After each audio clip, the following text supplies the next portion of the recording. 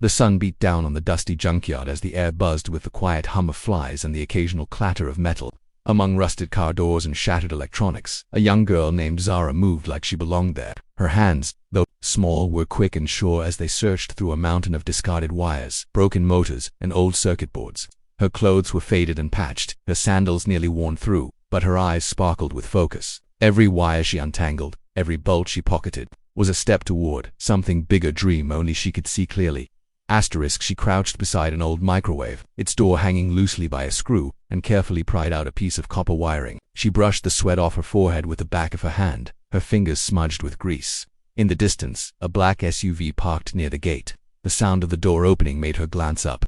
A boy stepped out, clean sneakers, branded shirt, and a curious look on his face. His name was Daniyal, and he didn't belong here. He was there for a school community service project, expected to visit the underprivileged areas and connect with locals. But instead of heading to the nearby school, he noticed the odd sight of a girl scavenging electronics like a scientist at work. Drawn by curiosity, he walked over. "Hey," he said, a little uncertainly, "what are you doing?" Zara didn't even look up. "Looking for parts," she replied shortly. "For what?" She finally looked at him, brushing a strand of hair out of her face. "Building something. A robot." Daniyal blinked. "From this stuff, isn't it all junk?" "Everything people throw away has something useful left in it. You just have to know what to look for," she said, holding up a tiny circuit board like it was gold. Impressed. Daniyal crouched beside her. "You really think it'll work?" "It has to," she said, her tone steady. "No one's going to build a future for me, so I'll do it myself." He smiled, a little unsure of what to say. "Mind if I help?" Zara looked at him skeptically, then nodded. "Toward a pile of wires. Start untangling those gently, some still work." And just like that, a rich boy who'd never touched a screwdriver and a poor girl who dreamed in blueprints began working side by side in the middle of a junkyard. Neither of them knew it yet, but their partnership was the first spark of something that would one day change both of their lives. Daniyal's garage, once a space for his father's luxury cars, now buzzed with the chaos of invention. Tools were scattered across a workbench, wires hung from the edges, and a laptop displayed lines of code. Zara stood at the center of it all, her sleeves rolled up, soldering iron in hand, connecting a tiny motor to the robot's chassis. Daniyal watched her closely, holding a flashlight to help her see. He had never built anything before, but he was learning fast. Every question he asked, Zara answered with surprising patience, her confidence turning their teamwork into something real. The robot was small, no taller than a lunchbox, but full of potential. It could move, detect obstacles, and respond to basic commands. They called it Daniyal's house. With its unlimited internet and spare electronics, gave them tools Zara could never afford. Yet she handled it all like she'd been trained by engineers. As they tested the robot's motion, Daniyal's father entered the garage. He stopped at the doorway, arms crossed, expression stern. "What's going on here?" he asked, eyeing Zara. "We're building something," Daniyal replied quickly. "It's for the school exhibition."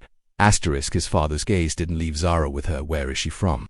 "I found her in the junkyard," Daniyal said, proud instead of embarrassed. "She's brilliant. You should see what she can do with nothing." Zara lowered her eyes but didn't flinch. Daniyal stood beside her, protective. His father hesitated, then gave a short nod before walking off, unconvinced but silent. Daniyal looked at her and grinned. "Don't worry about him. You're the reason this thing's even walking." Zara smiled faintly, then turned back to the robot. "Let's prove him wrong."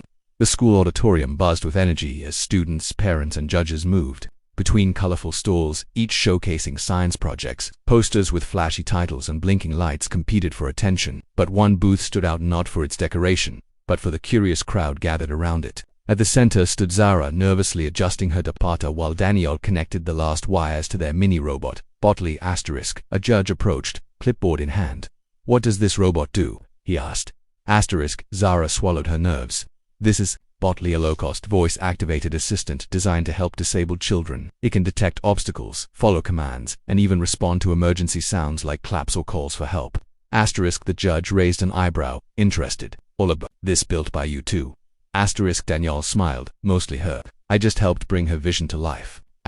Zara bent down and gave a voice command. "Botley, move forward." The robot's small wheels worked to life and it rolled ahead, stopping just before the judge's feet. A collective whoa came from the crowd. She clapped once, turned a second, clap, it stopped.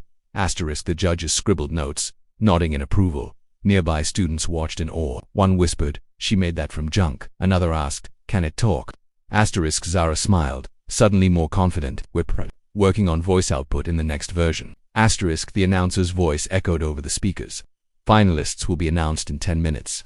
Asterisk, as the crowd moved on, Daniyal leaned toward Zara. You killed it. Asterisk, Zara looked around, heart pounding for the first time. She wasn't the girl from the slum. She was the creator of something real, something that mattered. The living room was quiet except for the soft ticking of a wall clock. Zara sat on the edge of the sofa, her hands tightly clasped in her lap. Daniyal sat beside her, phone in hand, watching the screen with anticipation. His parents stood nearby, uncertain but curious. The school exhibition had ended just 3 days ago, but its video had gone viral online, thanks to someone in the audience who recorded it and posted it on social media. Millions had watched Zara give commands to Botley, and the comments were full of praise and shock. Asterisk, then the phone rang. An international number. Daniyal tapped to answer and put the call on speaker.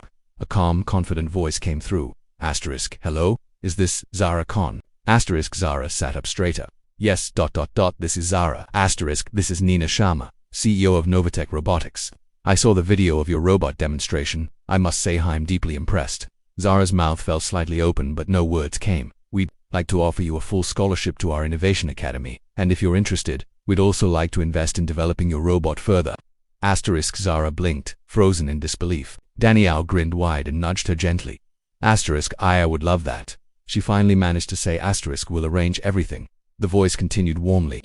We believe your mind is something special. With the right support, you can go very far. Asterisk, the call ended. Silence filled the room again, but it was heavy with emotion.